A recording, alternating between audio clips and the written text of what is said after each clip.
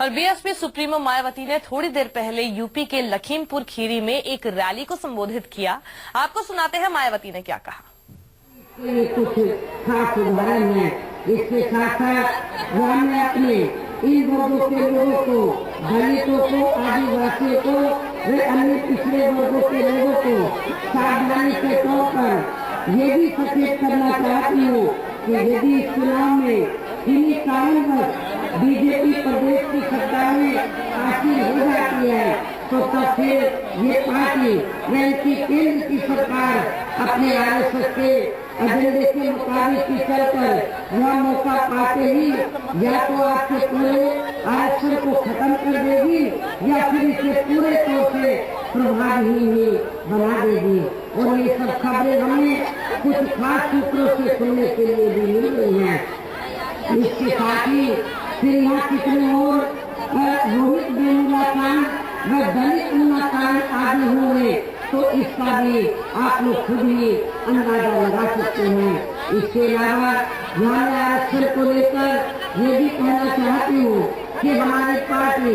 इन वर्गों के आरक्षण को बरकरार रखने के साथ साथ यहाँ अपर कास्ट समाज एवं अल्पसंख्यक समाज के गरीब लोगों को भी आर्थिक आधार पर अलग से आरक्षण दिए जाने के लिए हमेशा इसकी पक्ष रही है। और फिर जिसे फिर संविधान में संशोधन के जरिए केंद्र की सरकार को ही करना होगा। इसी प्रकार केंद्र की वर्तमान भाजपा सरकार के चलते अब यहाँ पूरे देश में अल्पसंख्यक समाज के लोगों के साथ भी अधिकांश यहाँ सोतेला व पक्षपात वाला रवैया ही अपनाया जा रहा है, जिसकी वजह से ही अभी की अलीगढ़ व जामिया मिलिया यूनिवर्सिटी तक का भी अल्पसंख्यक होने का दर्जा छीना जा रहा है। तो वही दूसरी तरफ बीजेपी व इनकी केंद्र की सरकार द्वारा इनके खासकर मुस्लिम पर्सनल लॉ, 3 तलाक व कॉमन सिविल कोड आदि में जो दखल देने की कोशिश की जा रही है तो ये भी अति चिंता की बात है, जिससे हमारी पार्टी कतई भी सहमत नहीं है। इसके साथ ही अब ये लोग यानी कि अल्पसंख्यक समाज के लोग अपने जान माल व मजहब की सुरक्षा को भी लेकर हमेशा चिंतित व दहशत में ही बने रहते हैं। और इतना ही नहीं बल्कि अब तो पूरे देश में सांप्रदायिक व कट्टरवादी ताकतों के मजबूत होने की वजह से आए दिन यहाँ इन लोगों के ऊपर विशेषकर गोरक्षा, लव जिहाद, देशभक्ति व संस्कृति आदि के नाम पर भी काफी ज्यादा शोषण व उत्पीड़न आदि किया जा रहा है। इसके साथ ही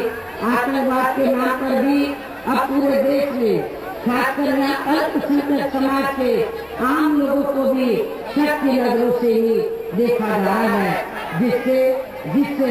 हमेशा इनमें असुरक्षा की भावना ही बनी रहती है। और अब ऐसी स्थिति में यहाँ सच्चा कमेटी की रिपोर्ट का लागू होना वर्तमान केंद्र की भाजपा सरकार में तो कतई भी संभव नहीं हो सकता है। इसके साथ ही अब ये भारतीय जनता पार्टी उत्तर प्रदेश को उत्तम प्रदेश व कानून व्यवस्था को भी बेहतर बनाने के लिए जो बड़ी बड़ी बातें कर रही है तो इस मामले में भी सच्चाई ये है कि उत्तर प्रदेश में बीजेपी ने अपने पूर्व में रहे लगभग 6 वर्षों के शासनकाल में यह विकास व जनहित